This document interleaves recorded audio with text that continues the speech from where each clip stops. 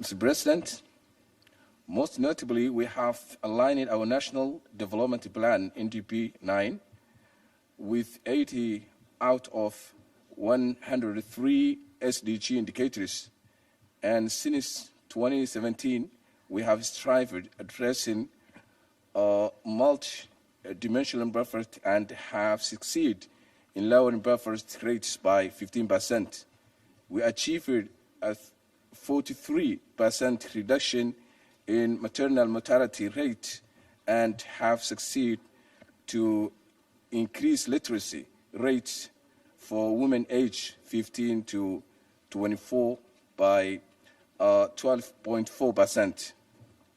Mr. President, in our relentless pursuit of SDGs, Somalia is committed to take tangible actions to both national and the global level. On a national level, Somalia is committed to increase investment in education and to reduce illiteracy rate, expand access to quality education, and promote technical and vocational training. We pledge to accelerate efforts to eradicate gender-based violence and ensure greater representation of women in leadership positions.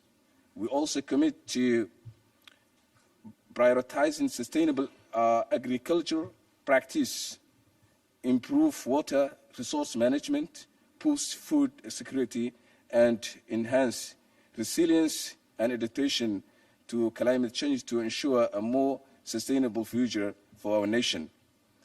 On our global level, Somalia will actively engage in global partnerships to foster international cooperation in achieving the SDGs while taking a more active role in global advocacy and awareness-raising efforts. Mr. President, we cannot afford to wait any longer. The time for decisive actions is now. Let us commit to ensuring a better future for all of humanity. Thank you very much. I thank the Prime Minister of the Federal Republic of Somalia. I now give the floor to His Excellency Antonio Tajani, Vice President of the Council of Ministers and Minister of Foreign Affairs and International Cooperation of Italy. Thank you, Chair. Italy is at the forefront of the effort of the international community to achieve sustainable development goals. The challenge today is in Africa. Political and economic instability, climate change, food insecurity, health crisis. These factors of crisis together have set in motion an arc of instability that goes from the Gulf of Guinea to the Gulf of Aden. Our challenge is enormous. The situation is not about to explode. It has already exploded. First, let me be very clear. The immigration issue is beyond control. The consequences of instability in so many countries is creating a flood of migrants from the Sahel region, West Africa and East Africa. Individual states or regions cannot address these challenges alone. Por eso, debemos abordar en seguridad las raíces del problema de la inmigración para solucionarlo, incluso a través de la colaboración en la seguridad alimentaria. En julio, Italia acogió en Roma, en colaboración con las Naciones Unidas, la cumbre de seguridad alimentaria. El gobierno italiano pide soluciones globales y estratégicas para abordarlo. Une chose est claire, nous devons écouter l'Afrique. Nous devons regarder l'Afrique avec des lunettes africaines, pas avec des lunettes européennes ou italiennes. En juillet, l'Italie accueillit à Rome la conférence internationale sur le développement et la migration. Nous avons lancé le processus de Rome dans le but de faire face aux causes profondes de la migration qui sont étroitement liées au défi global dont on parle aujourd'hui. Notre engagement envers les objectifs de développement durable ne peut pas réussir si nous ne luttons pas sérieusement contre les trafiquants d'êtres humains qui volent l'avenir des dizaines de milliers de jeunes africains chaque jour. Des marchands de la mort qui ont transformé la Méditerranée en cimetière où l'avenir de l'Afrique cemetery in which we need a new global plan Africa is from dying. the United We need a new Nations. global plan from the United We Nations. need a greater commitment from all partners so that the United Nations must be the center, the engine of this endeavor. Only by winning first the fight against the merchants of death, we can hope to achieve our goals from a truly sustainable development. The Italian presidency of the G7 in 2024 will be inclusive. Focus will be creating the conditions for greater collaboration with all our global partners. You can count on Italy. Thank you very much. I thank the Vice President, the Council of Ministers. Now give the floor to His Excellency Enrique Austria Manolo, Secretary for Foreign Affairs of the Republic of the Philippines.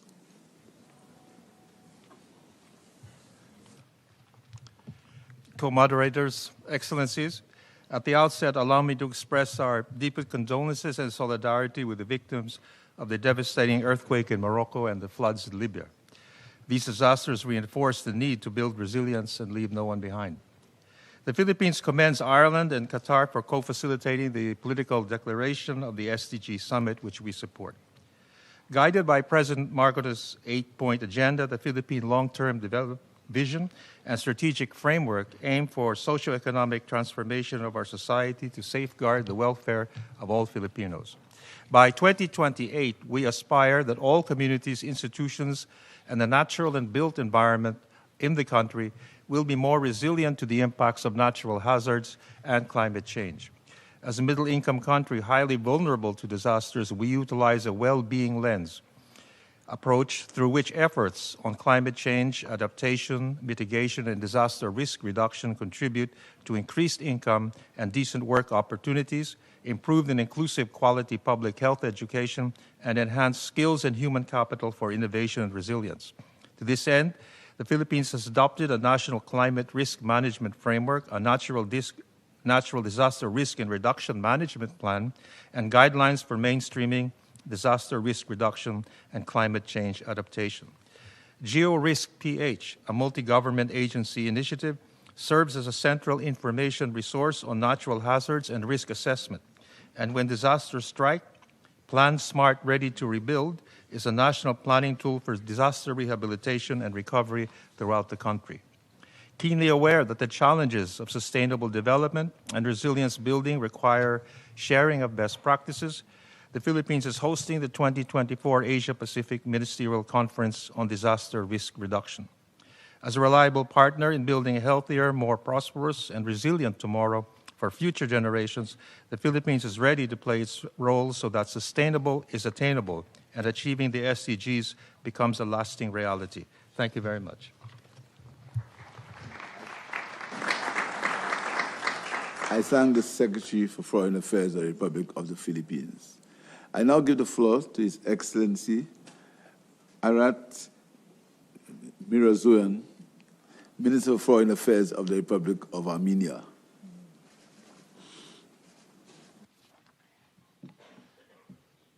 Honorable moderators, ladies and gentlemen, I appreciate the opportunity to speak at this important event to reflect on the achievements and challenges in the path of achieving the Sustainable Development Goals. Armenia remains strongly committed to the implementation of 2030 agenda. Our ambitious reform agenda places people in the center of the government policies and strategies. We place an emphasis on good governance and transparency, building representative and accountable state institutions, and promoting zero tolerance against corruption. The institutional reforms have already been instrumental in attracting investments and promoting significant economic growth at 12.3% in 2022. Armenia's progress is also reflected in a number of well-known international indexes, scoring 54 points in freedom in the World Report, 49th place in the World Press Freedom, and 63rd in Transparency International's 2022 Corruption Perceptions Index. Ladies and gentlemen, none of the states can achieve sustainable development unilaterally, and it demands regional and international synergy. In this regard, maintaining regional peace and stability plays an instrumental role, and establishing peace in the South Caucasus is an absolute priority of our government. Unfortunately, continuous acts of aggression against the sovereign territory of Armenia, warmongering and hateful rhetoric of the highest leadership of Azerbaijan threaten the security and stability in our region, undermining Armenia's efforts to concentrate on sustainable development agenda. While I am delivering my speech here, 120,000 people in South Caucasus, in particular in Nagorno-Karabakh, are facing a real humanitarian crisis. This situation is created due to the illegal blocking of Lachin corridor by Azerbaijan since 12th of December last year, which was further consolidated through total closure of the corridor for free usage and even for humanitarian aid since 15th of June this year, in blatant disregard of the international humanitarian law and the legally binding orders of International Court of Justice. We believe that the United Nations can and should step in to uphold its values and principles and to deliver on its mandate of ensuring international peace and security and preventing atrocity crimes. The people of Nagorno-Karabakh have a right to live in peace and dignity in the lands of their ancestors. Dear colleagues, Armenia stands ready to contribute to the efforts of the international community to implement 2030 Agenda for Sustainable Development and create a safer, more secure, and better world for the generations to come. And I thank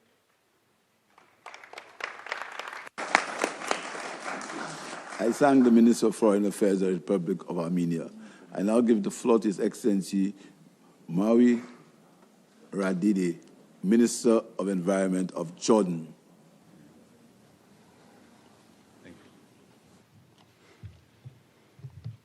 Excellencies, distinguished delegates, ladies and gentlemen, it is an honor to be here with you today, halfway to our 2030 SDG journey. In Jordan, we have embraced the principle of leaving no one behind on this journey with determination and heart. The principle is an integral part of our government's approach.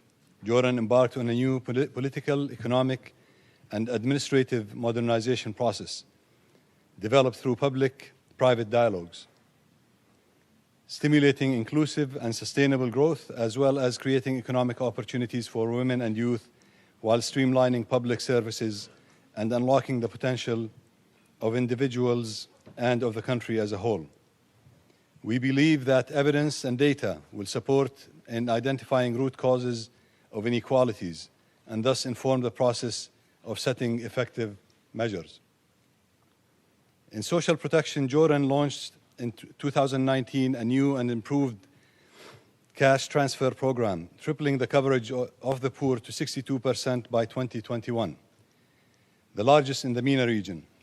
Today, the program is a single-window social protection system. As of 2023, the Unified Cash Transfer Program composes 0.7% of our GDP. As for refugees and vulnerable populations, Jordan's commitment to leaving no one behind is manifested in the continuation of hosting around 3.85 million refugees, encompassing 33.6% of our population, taking the responsibility and burden on behalf of the world. Despite the challenging economic outlook, we continue providing humanitarian assistance, including food and shelter, in addition to essential services including health, education, water protection, increased access to labor markets, and livelihood opportunities. We've invested heavily in our education system, ensuring that every child has access to quality education. We've expanded schools, reduced dropout rates, particularly among girls and marginalized communities. As for women's empowerment and gender equality, we've enacted legal reforms enabling and protecting women's rights. We've initiated programs to boost their participation in political, business, and education, and integrated the national strategy for women into the different reform executive programs.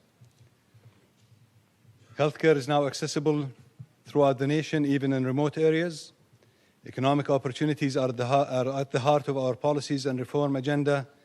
Environmental sustainability, where Jordan faces climate and environmental challenges that have been compounded by the sharp increase in population due to external factors. We put forward actionable plans and sustainable policies to improve our natural resources and resilience. Inclusion of people with disabilities is a crucial aspect of promoting... I apologize that your statement was cut off. Thank you. I thank the Minister of Environment of Jordan. I now give the floor to His Excellency Mamadou Samaki, Minister of Environment and Sanitation of Mali.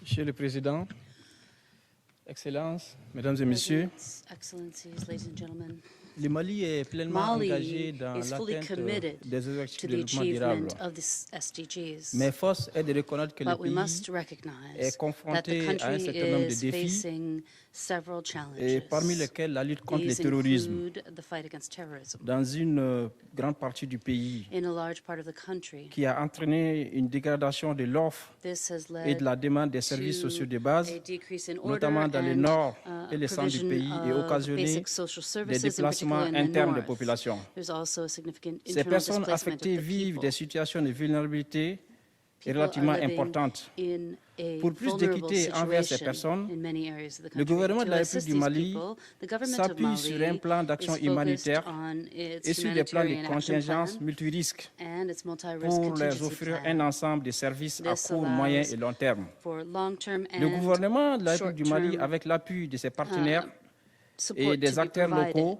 s'est également attaqué aux We're causes also profondes du attacking the conflit, deep root en causes tentant of de résorber conflict alongside les our discriminations partners. et les These inégalités dans les include communautés. inequality Aussi, in communities en vue and de faire face discrimination. à cette situation de façon Also, durable, so as le Mali to s'est find engagé a dans le lasting concept solution de to these la sécurité problems, climatique Mali has focused pour on renforcer la climate résilience des security populations face to aux strengthen the chocs population's multiples et resilience accélérer la to the réalisation des multifaceted ODD. shocks and Ainsi, to dans les ensure zones the à achievement of risque the SDGs. ou Thus, sortant d'un conflit, in les those interventions zones that seront are at axées risk sur la or prévention, emerging from la conflict, we focus on stabilisation prevention, et la transformation stabilization, visant à autoriser les jeunes, we les femmes, ensure à that fournir youth des voies and women are alternatives empowered. et à renforcer les capacités We also infranationales de build développement the socio-économique. capacity Nous demandons for également aux socio-economic pays development in these développés areas. de diligenter la We mise à call disposition des on promesses developed countries et accélérer les financements to de mise en œuvre des accelerate ODD. financing Je provision for the voudrais par la même implementation of the occasion SDGs. I vous also wish annoncer to que le note Mali abritera du 6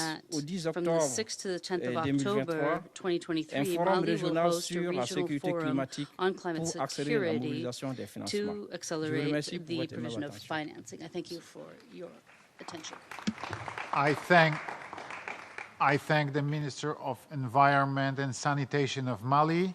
And now I give the floor to His Excellency Franz Tattenbach-Capra, Minister of Environment and Energy of Costa Rica.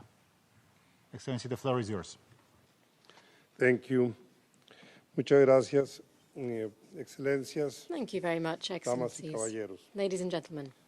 Para Costa Rica, la resiliencia For Costa es Rica, sinónimo de un tejido resilience social is fuerte, synonymous with a sostenible e robust, inclusivo. sustainable and Tenemos un total inclusive compromiso social con los fabric. ODS. We have a full No es commitment to the casualidad que SDGs. seamos el It's no primer país del coincidence mundo en that establecer una we were the first estrategia de country in the metas world nacionales de to los establish ODS. a Una hoja de national ruta para generar SDGs progreso y target bienestar, strategy. sociedades We pacíficas, have instituciones a roadmap, that's a eficaces y roadmap to transparentes. generate En primer progress, lugar, en Costa well-being, Rica peaceful aprovechamos la societies and inteligencia efficient and artificial, los transparent sistemas de institutions. información We're interconectados also y harnessing las plataformas de artificial generación de datos. intelligence, interconnected En information ese systems sentido, and data fortalecimos el generation Sistema Nacional de platforms. Información We're del Registro strengthening Único de our Beneficiados del national Estado, information system el and our cual nos single permite tomar register for decisiones state informadas en beneficiaries. This materia de will allow us protección to take social informed desde un enfoque decisions in social multidimensional. protection No se through puede a medir lo que no se multidimensional ve. En approach. segundo lugar, You can't Costa measure Rica what you can't see. es fundamental que el Secondly, for desarrollo no Costa se Rica, concentre it's paramount exclusivamente en that las zonas development urbanas. should not be Contamos con una exclusively estrategia focused in de urban areas. localización de We la have Agenda a 2030 Agenda para llevar la Localization inversión, Strategy así como las to deliver oportunidades de empleo y investment educación a and todas las job and regiones del education país. opportunities to Para all ello, es regions of clave the la country. protección y For conservación y el this manejo de la reason, diversidad, tanto la terrestre, la costera como protection, la marina, con conservation una and visión marine, coastal, sectorial land, integrada, por lo que estamos biodiversity comprometidos a management are robustecer key y to gestionar la meta ensuring that we can 30-30 en nuestro país. remain En tercer committed lugar, to hemos strengthening and fortalecido el managing the Sistema Nacional 2030 target de within our country. Cuidados, que Thirdly, capacita a las we've also mujeres en áreas strengthened de the alta national demanda care laboral, system. como This las carreras trains women STEM, y in les provee fields de where there's acceso high y demand recursos y for labor, such as financiamiento STEM para careers. proyectos It also provides them agroproductivos. with access to Asimismo, resources and generamos funding for un plan, agro-productive el Plan projects. Nacional de Acción Furthermore, sobre we're Igualdad de crafting Género a y national Acción action plan Climática. for gender Empoderar equality a and las climate mujeres es action. imprescindible para el Empowering cumplimiento de women is todos y cada uno de los imperative ODS. to reach Por all of todo the esto, SDGs. pero todo esto requiere But all of reforzar y this means equilibrar that las we should alianzas strengthen estratégicas. and El balance our financiamiento al strategic desarrollo no puede partnerships. olvidar al Financing for 70% de la development población can't overlook mundial que habita 70% en of los the global países de renta population media living como in Costa middle Rica. income La countries inclusión such y as el Costa empoderamiento Rica. efectivo de Inclusion esta and the población, la más effective joven de la empowerment historia, of es this crucial. population, the Muchas youngest in gracias. history, is crucial. Thank you very much. I thank the Minister of Environment and Energy of Costa Rica. I now give the floor to His Excellency Ian Borg, Minister for Foreign and European Affairs and Trade of the Republic of Malta. Thank you. Excellencies, it's an honor to attend the summit to accelerate actions on SDG implementation. The implementation of the 2030 Agenda is not just a global reporting exercise, but more importantly, is based on how we respond to the needs of our citizens. Ultimately, it's all about how we work together for the common well-being and ensure that no one is left behind. The balance sheet in global SDG implementation indicates that more work needs to be done. The importance of implementing the 2030 Agenda is felt now more than ever before in order to strengthen our resilience from external shocks, whether the pandemic, energy and food security, or environmental degradation. Responding to this situation, beyond the immediate response measures, requires us to achieve long-term commitments that encompass all three principles of sustainable development. Notwithstanding the current challenges, there are countless opportunities for further investments and innovation, new partnerships and international cooperation, as well as new strategies and policies, leading up to an improved socio-economic development and environmental conservation for all. This requires rapid and far-reaching changes across all levels. In my own country, Malta, SDG implementation on the ground is reflected in improvements, though experience shows that the cross-cutting nature of the SDGs still poses coordination challenges at different levels. Strengthening existing mechanisms and establishing clear mandates for coordination, including the broad engagement of civil society and other key stakeholders, is key. Malta's commitment is unrelenting. Our Sustainable Development Act enshrines this commitment and also mainstreams the principles of sustainability across all government. Our new Sustainable Development Strategy for 2050 will drive forward our ambition of working together towards achieving a healthy and resilient environment, economy, and society for all, while bestowing our future generations a country which is in better shape than the one we inherited. Malta is committed to move towards a carbon-neutral economy by 2050 by accelerating efforts to improve energy efficiency and infrastructure, increase investments for the deployment of renewable energy, more sustainable and greener spaces, and the reduction in transport sector's carbon footprint. Such a growth model can only be achieved through a fair and just society which values each individual. Malta will continue to promote social inclusion, mobility, and poverty reduction to ensure a better quality of life to our citizens. Excellencies, in conclusion, I apologize that your statement was cut off. Sorry, Excellency. I thank the Minister for Foreign and European Affairs and Trade of the Republic of Malta. And now I give the floor to Her Excellency Penelope Backless Robinson, Minister of Planning and Development of Trinidad and Tobago. Please. Co-moderators, Excellencies, we are at halftime. At this midpoint, the real prospects of developing countries to achieve sustainable development by 2030 appear bleak in face of climate change, multiple crises, and global instability. In the prevailing circumstances, the SDGs are even more crucial now as the 2030 Agenda remains the global blueprint to ensure that no one is left behind. The government of Trinidad and Tobago has committed itself towards the full and effective implementation of this blueprint for the benefit of all our peoples, a commitment that remains resolutely embedded in our National Development Strategy, Vision 2030. Underpinned by a whole-of-society approach, Vision 2030 places focus on eradicating poverty and inequality by ensuring that all citizens, especially women, children, and youth, have opportunities to learn, grow, and prosper, and to meaningfully contribute to our national development. The government continues to lay the foundation for transformative action towards a more resilient future, guided by an enabling environment to mainstream innovative and technology-driven solutions in areas of education, health, energy, and infrastructure. We have established a Ministry of Digital Transformation to accelerate our national strategy towards building a digital society that is people-centered and knowledge-based. Our education system now incorporates virtual learning from preschool to university, and efforts are ongoing to ensure that no student, especially those from rural and low-income communities, are disadvantaged due to the lack of access to devices or internet connectivity. Despite significant progress in these areas, for small island developing states like Trinidad and Tobago, we remain trapped in a maze of compound risks and exogenous shocks. It is our hope that the elaboration of a new global development framework for SDGs at the 4th International Conference next year will concretely and definitely address our needs and priorities, reinforce resilience, and guide long-lasting development progress for SDGs. We are at halftime, and we need a very strong, determined, and highly motivated second half. The government of Trinidad and Tobago will join the international community in this common endeavor. It is our collective ingenuity, willingness, and action that will bring us back on course, building a world that is resilient and more prosperous for present and future generations. We will not relent. We will not give up. Thank you.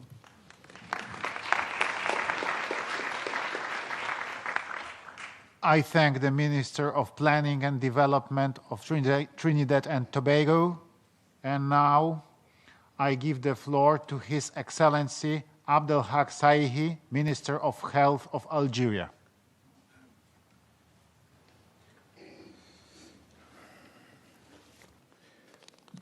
بسم الله الرحمن الرحيم.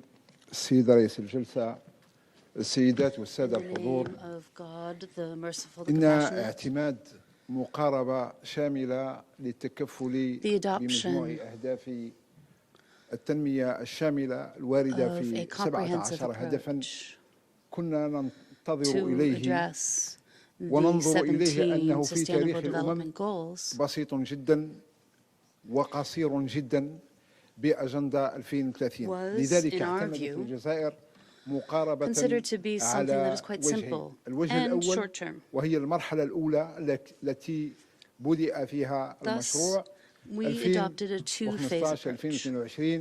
حيث خصصت الجزائر أكثر من 3,500 مليون دولار أمريكي للتكفل بالحاجيات في المناطق التي ذات أولوية.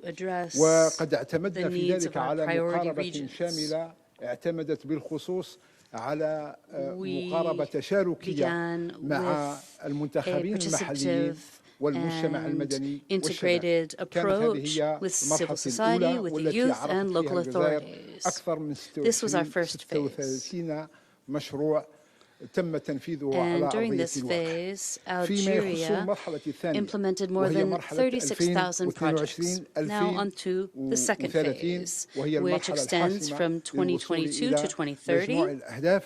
وقد This is the اعتمدنا decisive في ذلك phase أيضا على نفس to المنهجية be able to المعتمدة achieve all of the بالخصوص SDGs. في Here we مسألة use the same المشاركة methodology. مع المنتخبين ومع There المجتمع was a المدني ومع participative الشباب. approach with سيتم local أيضا elected officials, مس كل civil المجتمع society الجزائري and youth. للاستفادة من مجموع المشاريع التي يتم And تنفيذها وفق all of Algerian هدفا. society will إن benefit هذه from the projects that will be الخطة التي implemented اعتمدت under أعطت these في 17 تقييمها الأول SDGs. نتائج ملموسة على أرضية الواقع. كما أننا في نفس الإطار This plan نحيي خطة السيد has allowed الأمين us العام to للأمم المتحدة reach والتي تعتمد concrete بالخصوص بتحفيز أهداف We التنمية commend the plans made by the Secretary General aimed at accelerating the implementation of the SDGs. للتكفل بالانشغالات المواطنين This والتكفل is أيضا ب17 هدف الذي comprehensive حددته الجزائر في guidance framework that will كان الأول في المرحلة assist us in الأولى addressing the 2015 issues 2022 raised by our citizens 2022 and those addressed by 2030. Algeria during our شكراً first لكم phase سيادة from الرئيس. 2015 to 2022, and then the second phase from 2022 to 2030. Thank you. I thank the Minister of Health of Algeria. And now I give the floor to His Excellency Park Yin, Minister for Foreign Affairs of the Republic of Korea. Excellency, the floor is yours.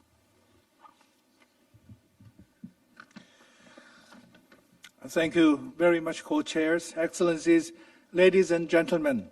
We, the international community, are halfway through the 2030 timeline of meeting the SDGs.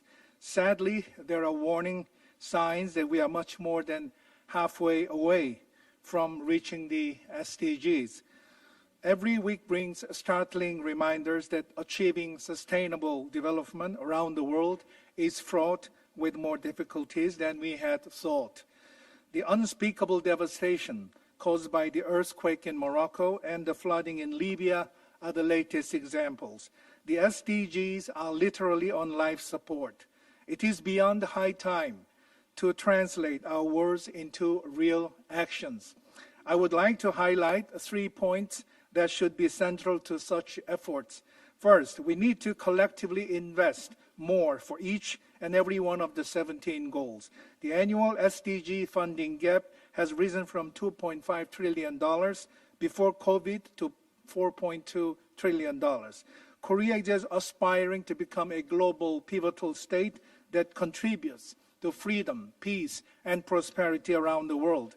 As such, Korea is committed to shouldering greater roles and responsibilities. For example, Korea increased its development budget by 21.3% this year. We are aiming for an even greater increase for next year. In particular, our core contribution to the UN development system will experience an unprecedented upscale from current levels. This upward trajectory will continue throughout the Yoon Suk-yeol administration. Second, we must help enable the world's youth to unleash their potential and shape the future. Korea was able to rebuild from the ashes of the war because we invested in our youth. Although we were poor, primary and secondary education were free. This served as a key driving force for Korea's development. Korea will leverage its know-how on helping children have unlimited access to quality education. Third, tapping into the potential of digital technologies is critical, for it can accelerate the achievement of the SDGs. New technologies like AI should be harnessed to maximizing the freedom and welfare of humanity. Korea is fully committed to narrowing the digital divide through collaboration with diverse stakeholders, including the UN. Korea is fully ready to work hand in hand with its partners in the pursuit of our shared quest towards the 2030 agenda. Thank you.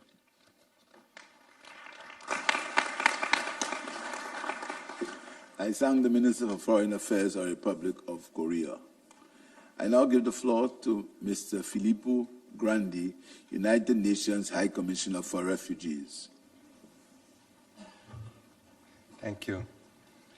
Thank you very much for inviting UNHCR, and much has been said already, so I'll just add a few points from our perspective. One, by the way, of an organization dealing with many people left behind. President Petro spoke earlier about millions on the move and saying, and I subscribe fully, that that's an indicator of how the SDGs are or not, are functioning or not functioning rather. Last week, I was in Chad, a country that is facing extraordinary development, climatic, and other challenges. Since April, its refugee population, already very large, was increased by more than 400,000 Sudanese refugees, part of a displacement which is up to 5 million people because of the conflict that is prevailing in that country. 400,000 refugees from Sudan into one of the poorest areas of Chad, a country with few resources.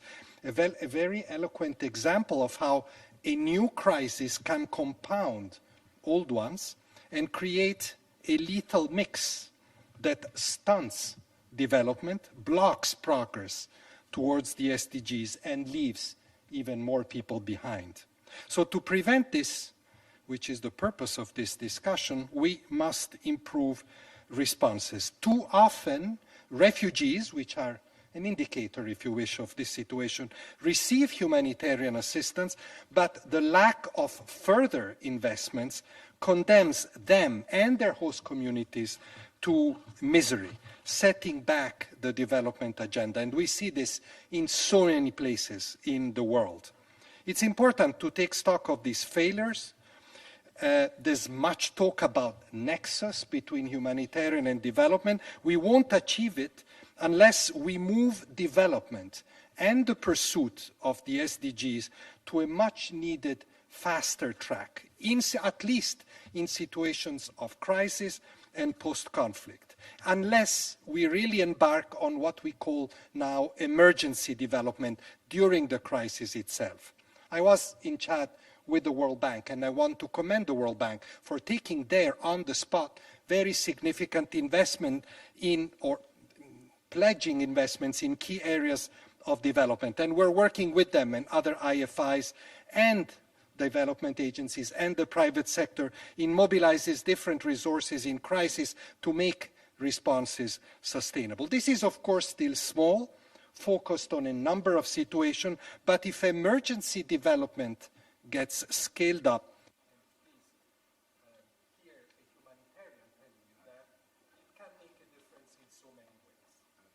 thank you very much.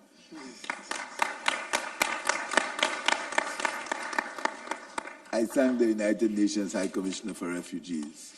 I now give the floor to Ms. Victoria Taluk Koppers, Executive Director of the Indigenous Peoples International Center for Policy Research and Education.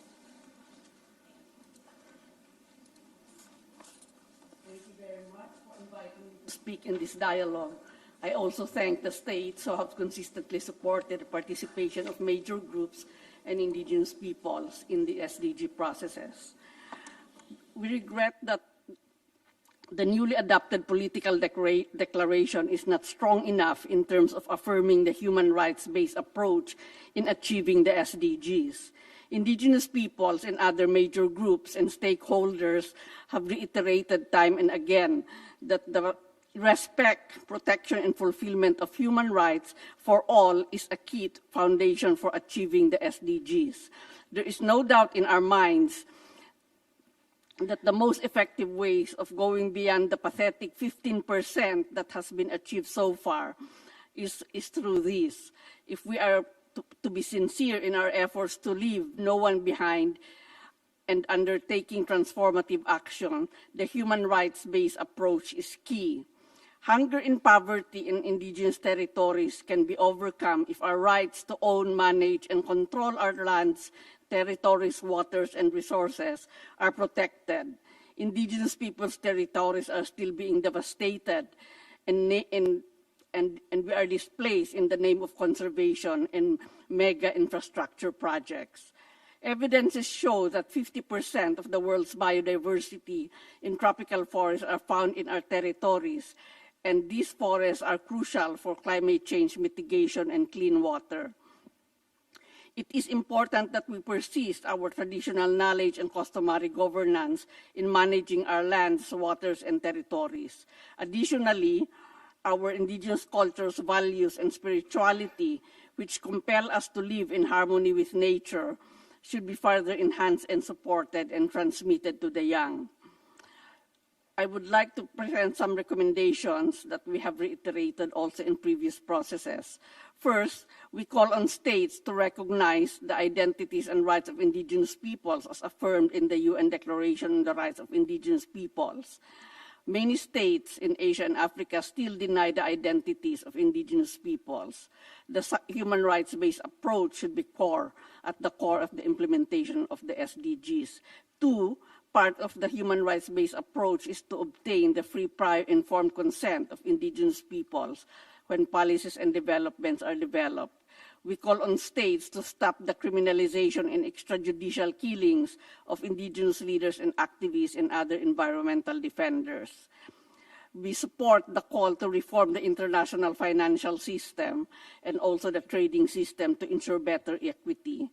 Finally, we call on states to consider indigenous peoples and other major groups in planning for the Summit of the Future. Thank you very much.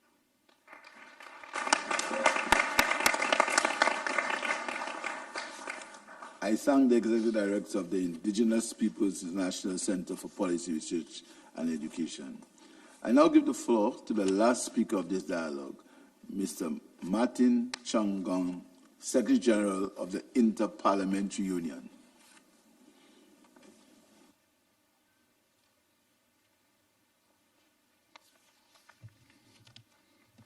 Thank you very much, Excellencies, for giving me this opportunity to bring the parliamentary perspective to our discussions as we review progress or lack of progress in the implementation of the SDGs. And as the Secretary General of the Global Organization of Parliaments, an organization dedicated to the promotion of democracy worldwide in all its dimensions, including peace and sustainable development, let me argue that one of the key reasons why the SDGs are off track has to do with the deterioration of politics nationally and globally. It is not that politicians and decision makers don't know what to do, or that in a global economy of 100 trillion, resources are lacking. We need a new politics and ultimately a new contract between leaders and decision makers on the one hand and their people on the other. A new contract that expands the political horizon so that the decisions are made with the general interest more clearly in focus. What is good for my people as a whole, regardless of distinctions of income, race, gender, geography, and so forth. We need political systems that are inherently less confrontational, more immune to undue pressure from private interests, and better equipped for dialogue and compromise between political actors, but also between groups in society at large. Building resilience and leaving no one behind, therefore, must start with deep institutional reforms to restore dialogue and bring people together at all levels, not just within governments, but across all of society. Given that parliaments are meant to mirror and represent all of society, they can and must offer such a framework that ensures no one is left behind. To this effect, my organization, the Inter-Parliamentary Union, is investing considerable financial and political capital in helping parliaments become more open, more transparent, more representative, particularly of women, youth, and other marginalized groups. We're strengthening parliaments, building their oversight capacities, the budgetary roles, in order for them to more effectively engage with the SDGs, with a focus on inclusivity and representation. Change is possible. We just need to muster political will. The IPU is committed to that mantra and to mobilizing parliaments and MPs.